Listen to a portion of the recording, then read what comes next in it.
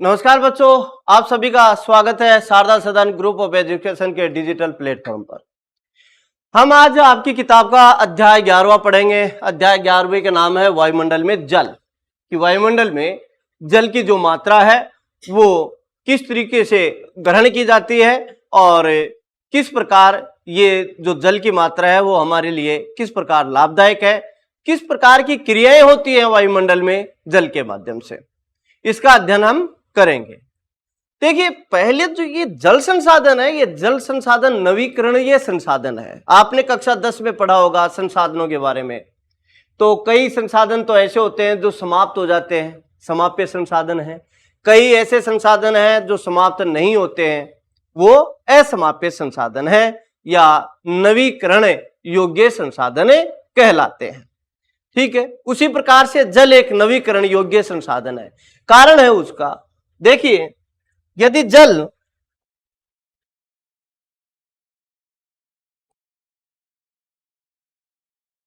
सागरों, महासागरों, झीलों, तालाबों, नदियों आदि में पाया जाता है।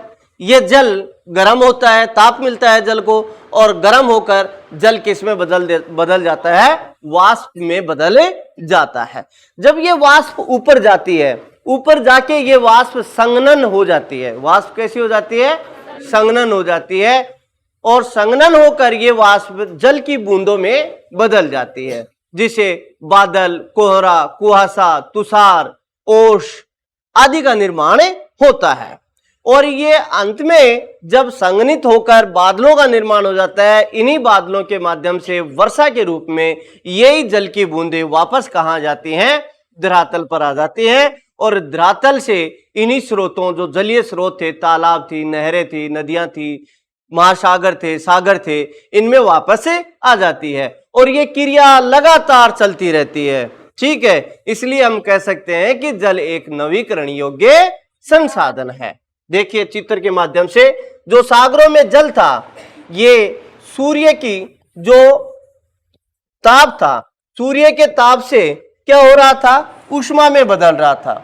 ठीक है, यानी कि वाष्प में बदल रहा था, और यही वाष्प ऊपर जाकर संघनित हो जाती है। संघनन होने के बाद में किसका निर्माण हो जाता है? बादलों का निर्माण हो जाता है। ठीक है, बादल जब भारी हो जाते हैं तो बादलों से बूंदों के रूप में क्या आ जाती है? वर्षा आ जाती है, और वर्षा इन्हीं धरातल के ऊपर पहुंचती है, और धरातल से इन्हीं नदियों के माध्यम से ये किस में पहुंच जाती है? वापस महासागरों में पहुंच जाती है। इसे ही हम दूसरा नाम दे सकते हैं, जल चक्र। क्या नाम देंगे हम इसको? जल चक्र। आपसे कई बार पूछा जाता है जल चक्र क्या है? तो जल चक्र यही है कि सर्वप्रथम सागर या महासागरों या नदियों, झीलों आदि में सूर्य तप के कारण जल क्या हो जाता है? गर्म होता है, और गर्म से भाप बनती है, भाप से बादलों का निर्माण होता है, और इन्हीं बादलों से वर्षा होती है, और वापस ये इन्हीं स्रोतों में पहुंच जाते हैं। इसी को क्या कहते हैं? जलीय चक्र कहते हैं। अब हम बात करते हैं वायुमंडल में जल की मात्रा को। इससे पहले हमारे को कुछ शब्दों के बारे में जानना होगा।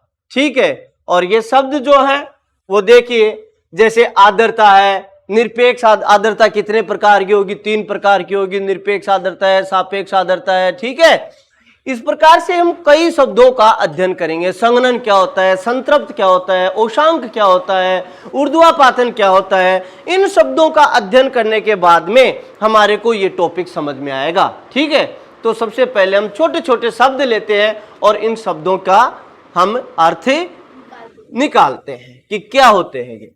तो सबसे पहली चीज है आर्द्रता। क्या है? आर्द्रता,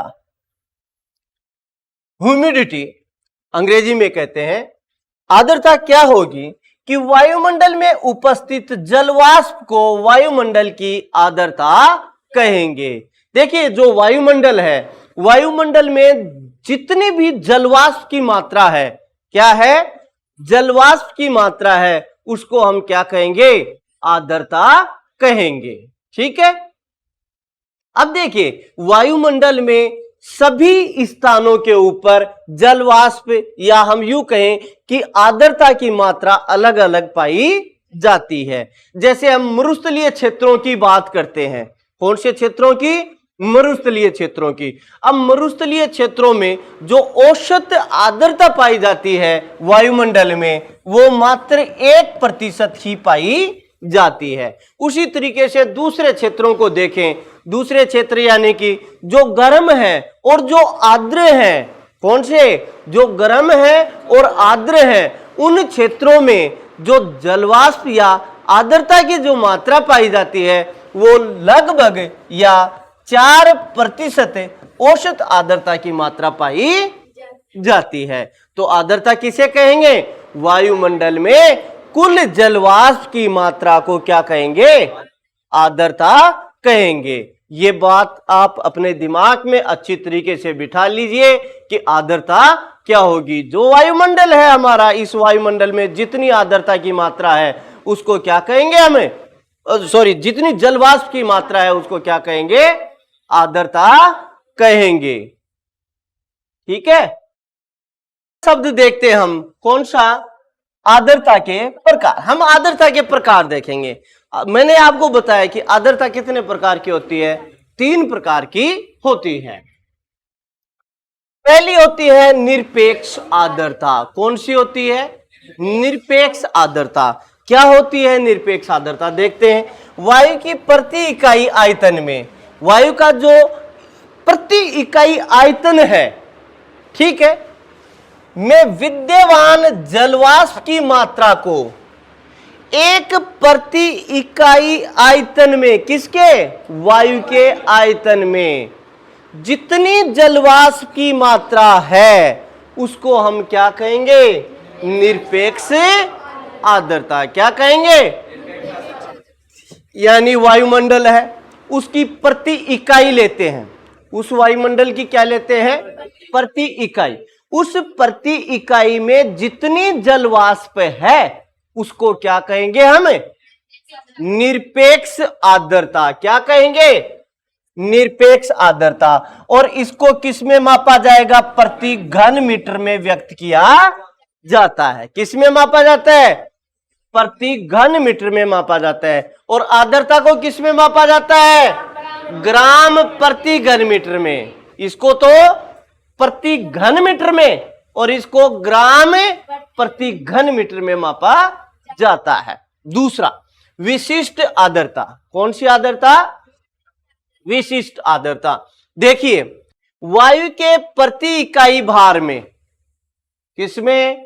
वायु के प्रति इकाई भार में जलवाष्प के भार को, यानी कि वायुमंडल का प्रति इकाई भार ले लिया हमने, उस भार में जलवाष्प के भार को क्या कहेंगे हम? विशिष्ट आर्द्रता। भाई, वायुमंडल की प्रति इकाई भार ले लिया, उस भार में जलवाष्प का कितना भार है? वायुमंडल की प्रति इकाई का भार और उस भार में जलवाष्प का कितना भार है, उसको हम क्या कहेंगे? विशिष्ट आर्द्रता कहेंगे। क्या कहेंगे? विशिष्ट आर्द्रता। इसको किस में मापेंगे? ग्राम प्रति किलोग्राम में। किस में मापेंगे? ग्राम प्रति किलोग्राम में मापेंगे। तीसरी चीज आती है सापेक्ष आर्द्रता। ठीक है, इसको अच्छी तरीके से देखना भाई। सापेक्ष आर्द्रता क्या होती है? किसी भी तापमान पर, कोई भी तापमान हो, चाहे वायु में उपस्थित जलवाष्प, कोई भी तापमान हो, उस तापमान के ऊपर वायु में जितना जलवाष्प है तथा उसी तापमान पर उसी वायु की जलवाष्प धारण करने की क्षमता, यानी कि कोई वायु, कोई तापमान है, मान लीजिए तापमान है 25 डिग्री सेल्सियस तापमान है, वायु का तापमान कितना है? 25 डिग्री सेल्सियस। इस 25 डिग्री सेल्सियस पर उस वायु में जलवाष्प कितनी है? क्या है? जलवाष्प कितनी है? ठीक है। और उसी तापमान के ऊपर, यानी कि उसी 25 डिग्री सेल्सियस तापमान के ऊपर उस वायुमंडल में जलवाष्प धारण करने की क्षमता कितनी है? ठीक है, इन दोनों के अनुपात को क्या कहेंगे हमें? सापेक्ष आर्द्रता। देखिए, जैसे 25 डिग्री सेल्सियस तापमान था, वहां पर वायुमंडल में जलवाष्प की मात्रा थी, मान लीजिए 4%। कितनी थी? 4%। ठीक है, उसमें उसी तापमान के ऊपर, 25 डिग्री सेल्सियस तापमान के ऊपर, उस वायुमंडल में जलवाष्प धारण करने की क्षमता कितनी है? मान लीजिए क्षमता है उसमें 3%। तो इन दोनों के अनुपात को क्या कहेंगे हमें? सापेक्ष आर्द्रता कहेंगे। और इसको किस में मापा जाता है? इसको प्रतिशत में मापा जाता है। किस में मापा जाता है? प्रतिशत में। इसका एक सूत्र होता है भाई, जैसे सापेक्ष आर्द्रता किसको कहेंगे? निरपेक्ष आर्द्रता में से आर्द्रता की सहन शक्ति निकाल दें हम। निरपेक्ष आर्द्रता में क्या निकाल दें? आर्द्रता की सहन शक्ति निकाल दें। ये भाई निरपेक्ष आर्द्रता बटा आर्द्रता की सहन शक्ति है, ये माइनस नहीं है।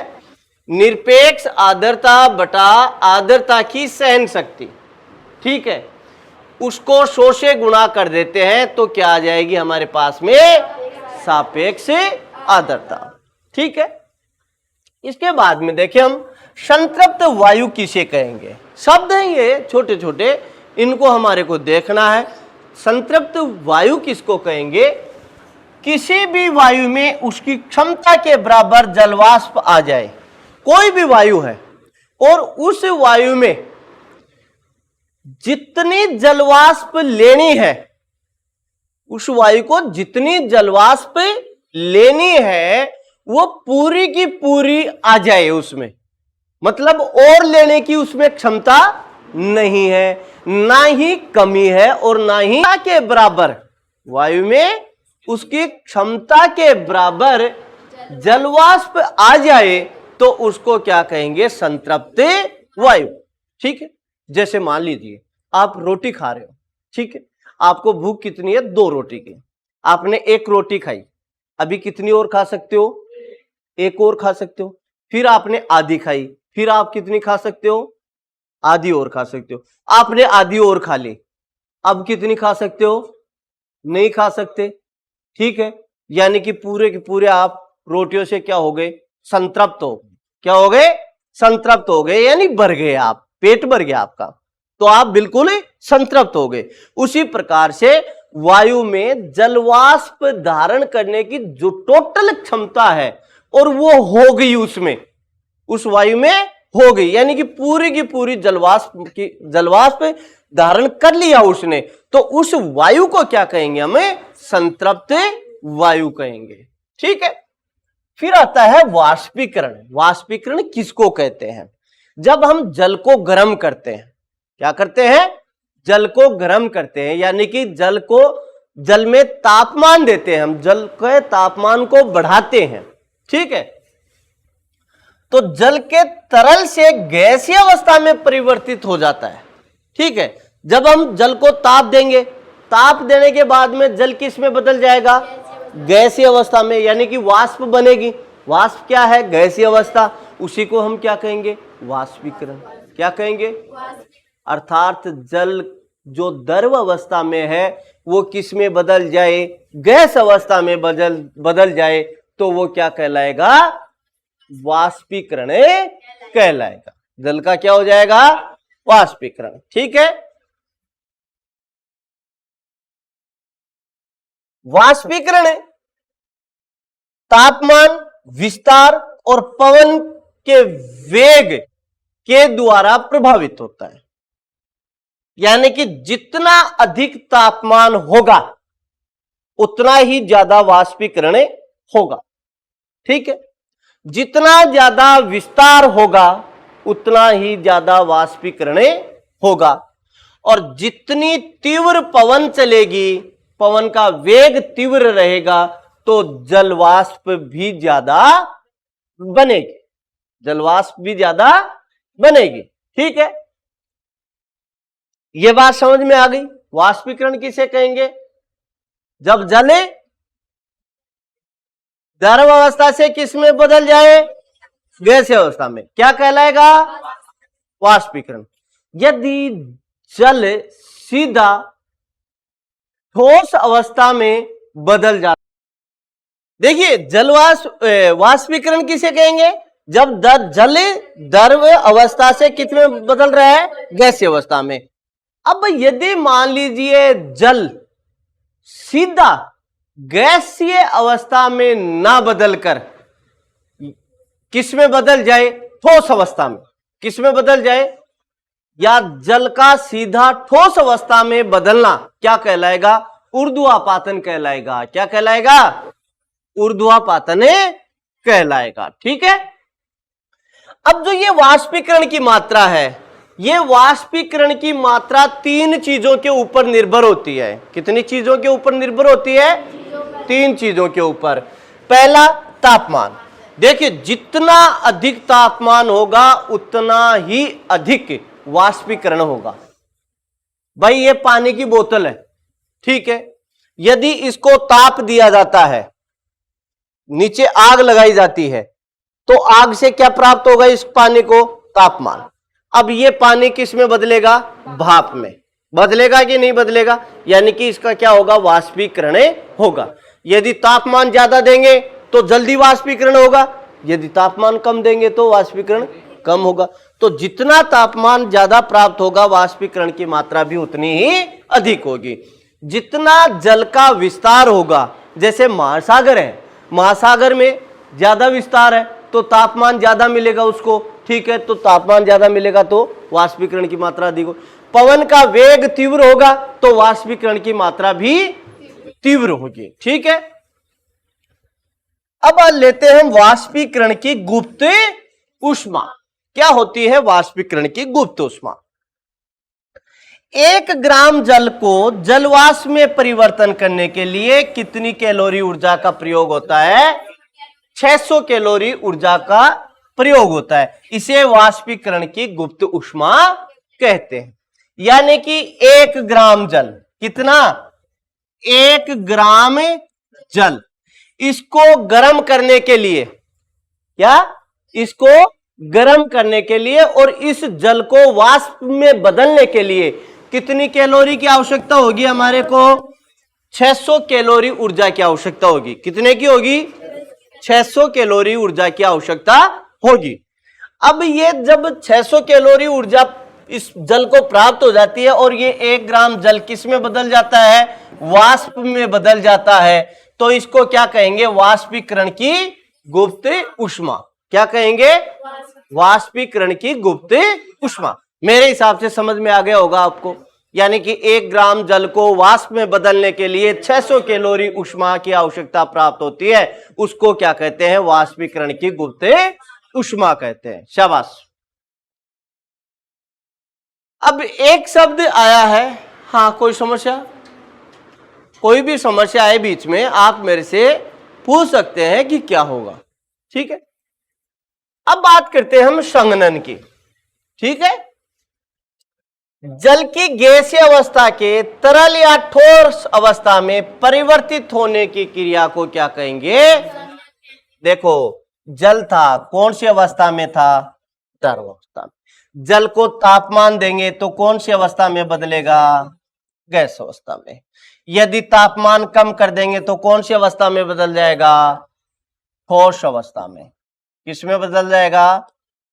या तो सीधा ठोस अवस्था में बदल सकता है या फिर द्रव अवस्था में बदल सकता है। किसमें बदलेगा? द्रव। और द्रव अवस्था में और तापमान कम कर दें तो किसमें बदल जाएगा? ये ठोस अवस्था में चेंज हो जाएगा।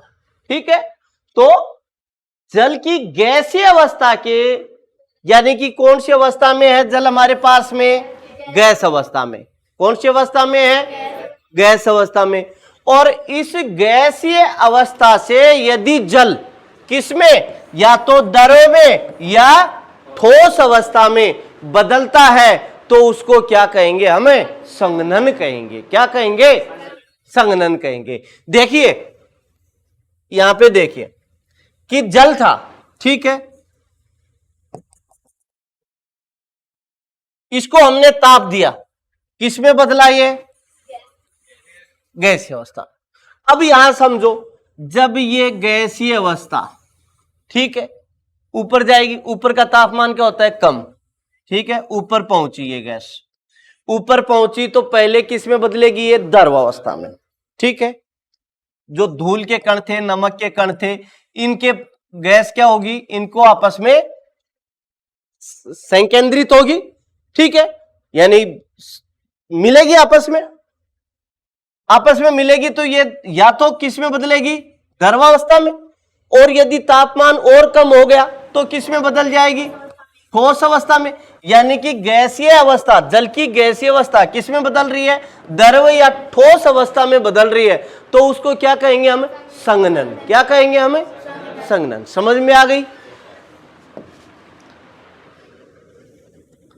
संघनन कहते हैं, यानी कि ये जो संघनन के रूप होते हैं, संघनन 3-4 रूपों का होता है, या तो संघनन ओस के रूप में होगा, या तुषार के रूप में होगा, या कोहरा के रूप में होगा, या कुहासे के रूप में होगा, या फिर बादल के रूप में होगा। यानी कि जो संघनन बनता है, ये संघनन ओस, तुषार, कोहरा या बादल या कुहासा के रूप में बदलता है, ठीक है।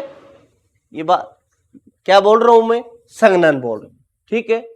यानी कि जो जल है वो गैसीय अवस्था से किस में बदल रहा है, द्रव या ठोस अवस्था में बदल रहा है, तो किसके रूप में दिखाएगा हमारे को, या तो ये ओस, तुषार, कोहरा, कुहासा या बादल के रूप में बदल जाएगा, ठीक है। अब हम बात करेंगे एक शब्द और कि संतृप्त। संतृप्त क्या होता है, ठीक है। एक तो हमने पढ़ी थी संतृप्त वायु, क्या पढ़ी थी, संतृप्त वायु। तो वायु तो किसको कह रहे थे हम, वह वायु जिसमें जलवाष्प पूर्ण रूप से आ गया है, जलवाष्प पूर्ण रूप से या जलवाष्प से पूरी भर गई है, उसको क्या कहेंगे, संतृप्त वायु कहेंगे। अब देखते हैं संतृप्त। 100% सापेक्ष आर्द्रता वाली वायु क्या कहलाएगी, संतृप्त। यानी कि उस वायु में पूर्ण रूप से, यानी कि 100% आर्द्रता भर गई है, उसको क्या कहेंगे, संतृप्त। यानी कि वह वायु जिसमें 100% आर्द्रता भर गई है या आ गई है, उसको क्या कहेंगे हम, संतृप्त, ठीक है। एक शब्द है ओशांक। क्या है, ओशांक। वायु जिस तापमान पर संतृप्त होती है उसको क्या कहते हैं, ओशांक। यानी कि वायु में जो आर्द्रता ग्रहण करने की क्षमता थी और वो पूर्ण रूप से हो जाती है, और कौन से तापमान के ऊपर होती है, उसको क्या कहते हैं हम, ओशांक। वायु जिस तापमान पर संतृप्त होती है उसको क्या कहेंगे, ओशांक। यानी कि वह तापमान जिसके ऊपर वायु क्या हो जाए, संतृप्त हो जाए, उसको क्या कहेंगे, ओशांक कहेंगे। क्या कहेंगे, ओशांक। अब बात करेंगे हम इनकी, ओस, तुषार, कोहरा, कुहासा और बादल। ये देखेंगे कि ओस क्या है,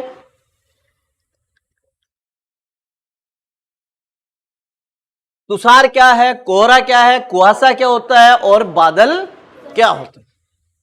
सबसे पहले देखते हैं ओस, ठीक है। ओस संघनन का रूप है। देखिए ओस किसका रूप है, जो जल गैसीय अवस्था में गया था, गैसीय अवस्था से जल किस में बदल रहा है, ठोस या द्रव अवस्था में बदल रहा है, तो उसको क्या कह रहे हैं, संघनन। तो जो ओस है, ओस किसका रूप है, संघनन का। किसका रूप है, यानी कि ये पूरे के पूरे किसके रूप है, संघनन के रूप है। ओस बनेगी संघनन से, तुषार बनेगा संघनन से, कोहरा बनेगा संघनन से, कुहासा भी संघनन से और बादल भी संघनन से बनेंगे, ठीक है। दिन के समय में पृथ्वी गर्म होती है और रात्रि के समय पृथ्वी ठंडी होती है। भाई दिन में क्या होती है, पृथ्वी गर्म, और रात में क्या होती है, ठंड।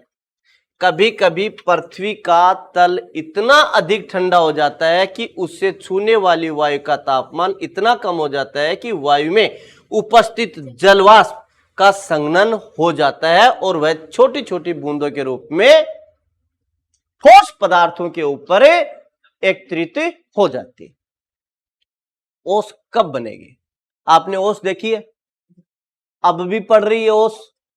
आप सुबह सुबह खेतों में जाना, दूब या पत्तियों के ऊपर बूंदें आपको दिखाई देंगी। कहां से आई वो बूंदें? कहां से आई ओस? ऊपर से आई। ऊपर से हमारे को दिखाई तो नहीं देती आती हुई। ठंडा मौसम हो तो आती है। रात को तो बहुत गर्मी पड़ रही थी भाई, ठंडा मौसम नहीं था। रात का तापमान मालूम है कितना था? लगभग 30 डिग्री या 32 डिग्री के आसपास था तापमान। देखिए किस प्रकार से पड़ेगी ओस। दिन में तो क्या पड़ेगी? गर्मी। क्या पड़ेगी? गर्मी। ठीक है, देखिए ओस किस तरीके से पड़ेगी। दिन के समय क्या रहेगी? गर्मी, और रात को थोड़ी ठंड होगी। ठीक है, अब जो वायु थी उस वायु में क्या थी? आर्द्रता थी। अब रात को वायु धरातल के संपर्क में आएगी। किसके संपर्क में आएगी? जब रात को वायु धरातल के संपर्क में आती है तो उसका तापमान क्या हो जाता है? कम। वायु का तापमान क्या हो गया? कम। और वायु में जो आर्द्रता थी वो आर्द्रता किस में बदल जाती है? यानी कि वो संघनन होगी। जो जलवाष्प थी ना वायु में, वो जलवाष्प की क्या होगी? संघनित होगी। और संघनित होकर सीधे कहां पहुंच जाएगी? वो धरातल के ऊपर जितने भी ठोस पदार्थ हैं। अब ठोस पदार्थ में पत्थर होगा, पेड़ पौधों की पत्तियां होंगी या घास होगी। ठीक है, ठोस है ये। इनके ऊपर किस में हो जाएगी? बूंदों के रूप में आ जाएगी। उसको क्या कहेंगे हम? ओस। समझ में आ गई? बनने का कारण क्या था कि रात्रि के समय धरातल का तापमान क्या हो जाता है? कम। और जो वायु में जलवाष्प थी उस जलवाष्प वायु का तापमान भी क्या हो गया? वायु का तापमान कम क्यों हुआ? धरातल के संपर्क में आने से। अब वायु में क्या थी? जलवाष्प। तो जलवाष्प का तापमान भी क्या होगा? कम होगा। कम होने के कारण जलवाष्प किस में बदलेगी? ठोस में बदलेगी या द्रव में बदलेगी। ठीक है, अब इसमें ओस में ठोस में नहीं बदलती है, ध्यान रखना इस बात का।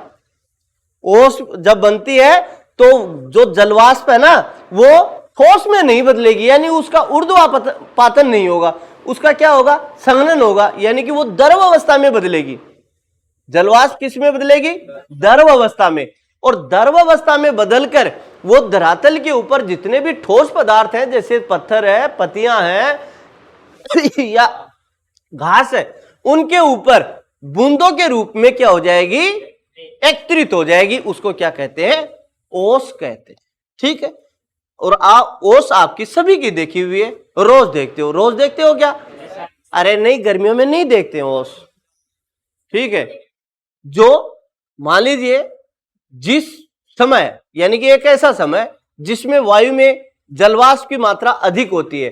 अब वर्षा काल के दौरान वायु में जलवाष्प की मात्रा क्या होती है? अधिक होती है। और उसी के दौरान यदि रात थोड़ी सी लंबी हो, देखिए ओस पहले हम देख लेते हैं ओस बनने के क्या कारण है। अनुकूल परिस्थितियां कौन कौन सी है? एक तो होनी चाहिए लंबी रातें। ठीक है, क्या होनी चाहिए? लंबी रातें। ठीक है, मेघ रहित आकाश। आकाश मतलब साफ हो। ठीक है, शांत वायु हो, वायु नहीं चलनी चाहिए। यदि वायु चल गई तो ओस नहीं बनेगी। नहीं बनेगी ना, आपको भी पता है। आपकी मम्मी सुबह सुबह घास लेने जाती है तो वो यही देख लेती है कि आज खेत में ओस है कोनी बना गया। थारी मम्मी खेत में कौन जाए, लेकिन घर में बता देगी आज बेटा ओस है या आज बेटा ओस कोनी, बता देती है ना भाई। वो उसने ज्योग्राफी पढ़ी है क्या? फिर कैसे बताती है वो ये है। यदि शांत हवा होगी तो ये कहेगी कि ओस पड़ी है आज, और रात को वो ये कह देगी रात में बाढ़ चाल रही जी, आज दरी ओस को नहीं, और बेड़े बेड़ा घास खोद ले आऊंगा। कहती है कि नहीं कहती? यानी कि यदि ओस पड़नी है ओस के लिए कौन सी स्थिति होनी चाहिए? शांत हवा होनी चाहिए, हवा नहीं चलनी चाहिए। हवा चल गई तो ओस नहीं पड़ेगी। लंबी रात होनी चाहिए थोड़ी, ठीक है। सापेक्ष आर्द्रता का अधिक होना, सापेक्ष आर्द्रता अधिक होनी चाहिए, ठीक है। सापेक्ष आर्द्रता किसको कहेंगे? एक निश्चित तापमान के ऊपर वायु में जो जलवाष्प की मात्रा है और उसी निश्चित तापमान के ऊपर उस जलवाष्प धारण करने की क्षमता है, उसके अनुपात को क्या कहते हैं? सापेक्ष आर्द्रता। तो सापेक्ष आर्द्रता का क्या होना चाहिए? अधिक होनी चाहिए सापेक्ष आर्द्रता, तभी ओस पड़ेगी, नहीं तो नहीं पड़ेगी। ओशांक का हिमांक से ऊंचा होना, ओशांक हिमांक के ऊपर नहीं आना चाहिए। यदि हिमांक के ऊपर आ गया तो क्या हो जाएगा? तुषार पड़ जाएगा। क्या पड़ जाएगा? ध्यान रखना, यदि ओशांक, तापमान है ना, तापमान, यदि ओशांक या ओशांक से कम हो गया तो क्या पड़ेगा? तुषार। क्या पड़ेगा?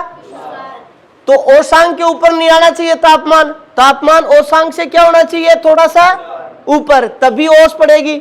यदि ओशांक पर आ गया या ओशांक से कम चला गया तापमान तो क्या पड़ेगा? तुषार, ठीक है। तो ये परिस्थितियां किसको बनाएंगी? ओस को। क्या क्या? रात क्या हो? लंबी, मेघ रहित आकाश होने चाहिए, वायु शांत होनी चाहिए, सापेक्ष आर्द्रता अधिक होनी चाहिए, ओशांक यानी कि हिमांक से ऊंचा होना चाहिए, ओशांक हिमांक से ऊंचा होना चाहिए, तभी ओस पड़ेगी, नहीं तो नहीं पड़ेगी। यदि नीचा चला गया या हिमांक के ऊपर आ गया तो ओस नहीं बल्कि क्या पड़ेगा? तुषार पड़ेगा, ठीक है। अब देख लेते हैं तुषार क्या होता है, ठीक है। जब संघनन तापमान के जमाव बिंदु से नीचे चली जाती है तो ओशांक जमाव बिंदु या उसके नीचे होता है, तब ठंडी सतहों पर तुषार बनता है। वही बात है जिस प्रकार से ओस पड़ी थी ना भाई, ओस जो पड़ी थी उसी प्रकार से तुषार पड़ेगा, लेकिन अंतर इतना ही है बस, ओस में तो हिमांक या हिमांक से नीचे तापमान नहीं गया था। यदि ओस में हिमांक और हिमांक से नीचे तापमान चला जाता है तो ओस नहीं बल्कि क्या पड़ेगा? तुषार, ठीक है। तुषार कब पड़ेगा? जब संघनन का तापमान हिमांक, हिमांक क्या होता है? 0 डिग्री सेल्सियस। तापमान कहां पहुंच गया? 0 डिग्री सेल्सियस या इससे नीचे चला गया तो क्या पड़ना प्रारंभ हो जाएगा? तुषार, ठीक है। सर्दियों तुषार होता कैसा है? आपने सभी ने देखा हुआ है, आपका तुषार नहीं देखा हुआ? सभी का देखा हुआ है। आप सर्दियों में सरसों बोते हो, बोई है सरसों, सभी ने देखी है खेतों में। सर्दियों में जब ठंडी रात होती है, ज्यादा ठंडी रातें होती हैं, बादल नहीं होते हैं, शांत हवा होती है, ठीक है, लंबी रातें होती हैं और तापमान बहुत कम हो जाता है, तो आप देखते हो सुबह सुबह कि सरसों की पत्तियों के ऊपर सफेद सफेद जम जाता है, जम जाता है ना। आप अपनी भाषा में क्या कहते हो उसको? हैं? क्या कहते हो? बर्फ तो नहीं कहते आप, नहीं कहते ना, परत भी नहीं कहते, ओस तो नहीं कहते भैया, ओस तो पानी की बूंदों को कहते हैं। चलो मैं बता देता हूं, आप बहुत कम खेतों में जा रहे हो, ठीक है। बड़े आपकी गलती है ना, तो आप बड़े बुजुर्गों के पास में बैठते हो ना खेतों में जाते हो। यदि बड़े बुजुर्ग और खेतों में जाते तो जो सफेद सफेद परत जम जाती है उसको कहते हैं खरखरिया। क्या कहते हैं? खरखरिया। कहते हो कि नहीं कहते? बड़े बुजुर्ग, आप बड़े बुजुर्गों के पास में नहीं बैठते इसलिए आपको नहीं ध्यान है, ठीक है। तो जो सफेद सफेद सा जम जाता है तो बड़े बुजुर्ग बोल देते हैं कि आज तो खरखरियो जिमको भाई, सरसों लेर जाएगो, मतलब लेर जाएगो यानी कि सरसों की फसल क्या होगी? खराब होगी, ठीक है। उसको क्या कहते हैं हमारी भूगोल की भाषा में? तुषार कहते हैं। कब पड़ेगा तुषार? जो अवस्थाएं थी ना किसकी? ओस की, वो की वो रहेंगी, यानी कि रातें क्या होंगी? लंबी। तापमान क्या होगा? हिमांक या हिमांक से नीचा। सापेक्ष आर्द्रता ज्यादा, ठीक है। वायु शांत, मेघ रहित, बादल, ठीक है। जब ये होंगी तो क्या पड़ेगा? तुषार पड़ेगा, ठीक है। अब बात करते हैं हम कोहरे की, ठीक है। जब बहुत अधिक मात्रा में जलवाष्प से भरी हुई वायु सहित अचानक नीचे की ओर गिर जाती है, ठीक है, तब छोटे छोटे धूल के कणों ऊपर ही संघनन की प्रक्रिया हो जाती है और उससे किसका निर्माण हो जाता है? कोहरे का निर्माण हो जाता है। देखिए कैसी वायु? जलवाष्प से भरी हुई वायु। कैसी वायु? जलवाष्प से भरी हुई वायु, ठीक है। अचानक ही क्या हो जाए? संघनित होकर नीचे गिर जाए। जलवाष्प से भरी हुई है, संघनित हो गई और संघनित होकर क्या हो? नीचे गिरे, ठीक है। क्या हो? नीचे गिरे। तो ये जो नीचे धरातल के पास में जो धूल के कण थे, नमक के कण थे, यानी कि जो संघनन के लिए संकेंद्रक थे, उनके ऊपर संघनित हो जाती है जलवाष्प। क्या हो जाती है? जलवाष्प संघनित हो जाती है और धरातल के संपर्क में या धरातल के बहुत ही समीप आ जाती है, तो उसको क्या कहते हैं? कोहरा कहते हैं। क्या कहते हैं? कोहरा कहते हैं। समझ में आएगी ये बात? जब वायु कैसी हो? जलवाष्प से भरी हो और ये अचानक संघनित हो जाए और नीचे आ जाए, धरातल के समीप आ जाए, ठीक है, तो किस में बदल जाएगी ये? कोहरे में बदल जाएगी। किस में बदल जाएगी? कोहरे में। कोहरे में जो पारदर्शिता होती है, क्या होती है? पारदर्शिता होती है। ये पारदर्शिता क्या हो जाती है? कम हो जाती है, यानी दिखाई नहीं देता, ठीक है। हमारे को दूरी के ऊपर जो भी वस्तु है वो दिखाई नहीं देती है। किसकी वजह से? कोहरे की वजह से। कोहरा एक बादल का रूप होता है। भाई वायु क्या हो रही थी इसमें? सॉरी, जलवाष्प क्या हो रही थी? संघनित हो रही थी। और बादल किससे बनते हैं? जलवाष्प के संघनन से बनते हैं, ठीक है। तो जलवाष्प इसमें संघनित हो रही है और संघनित होकर नीचे गिर रही है, धरातल के समीप आ रही है, तो क्या कहलाएगी? वो कोहरा कहलाएगा। तो कोहरा क्या हो गया? एक बादल का ही रूप है, ठीक है, जिसका आधार सतह या सतह से बिल्कुल ही नीचे यानी सटा होता है। जो बादल है, बादल तो वैसे क्या रहते हैं? ऊपर, लेकिन जो कोहरा पड़ता है तो धरातल के या तो नीचे उससे सट जाएगा, ठीक है, या धरातल से थोड़ा सा ऊपर रहेगा, ठीक है। तो कोहरा भी क्या है? एक बादल का ही रूप है। इसके बाद में देखते हैं कुहासा। कुहासे में थोड़ा सा अंतर है, कोहरे जैसा ही होता है, लेकिन कुहासे में जो नमी की मात्रा होती है, या हम यूं कहें कि कोहरा जो होता है उसमें नमी ज्यादा होती है, ठीक है, कोहरे में। और कुहासा जो होता है उसमें नमी की मात्रा क्या होती है? कम होती है, यानी कि शुष्क होता है। कुहासा क्या होता है? शुष्क होता है। ये जो कुहासा है ना, ये कुहासा ज्यादातर पर्वतीय क्षेत्रों में होता है। कुहासा कहां होता है? पर्वतीय क्षेत्रों में। जब पर्वतीय क्षेत्रों में जो गर्म हवा नीचे से ऊपर जाती है और ठंडी हवा से संपर्क में करती है, उस समय क्या बनता है? कुहासा बनता है, ठीक है। तो उस कुहासे की अपेक्षा अधिक शुष्क होता है। कोहरा कुहासे की अपेक्षा अधिक शुष्क होता है। कोहरे छोटे बादल होते हैं जिसमें धूल कण और धुएं के कण होते हैं, कुहासा में कोहरे की अपेक्षा नमी अधिक होती है। कुहासा पहाड़ों में अधिक पाया जाता है, जबकि कोहरा जो है वो धरातल के संपर्क में आने से बनता है। फिर हम लेते हैं बादल। क्या लेते हैं? बादल। बादलों का निर्माण वायु में उपस्थित महीन धूल कण के केंद्रों के चारों ओर जलवाष्प संघनित होने से होता है। बादलों का निर्माण कब होगा? जब जलवाष्प ऊपर जाएगी, ऊपर जाकर जो वायुमंडल में धूल के कण हैं उनके जलवाष्प चिपक जाती है, यानी कि उनको संकेंद्रित के ऊपर चिपक जाती है, उनसे किसका निर्माण होता है? बादलों का निर्माण होता है। या हम डायरेक्ट ये कह सकते हैं कि जलवाष्प संघनित होकर किसका निर्माण करती है? बादलों का निर्माण करती है।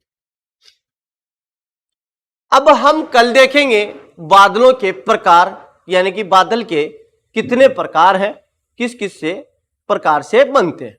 ठीक है, आज के लिए इतना ही का। धन्यवाद।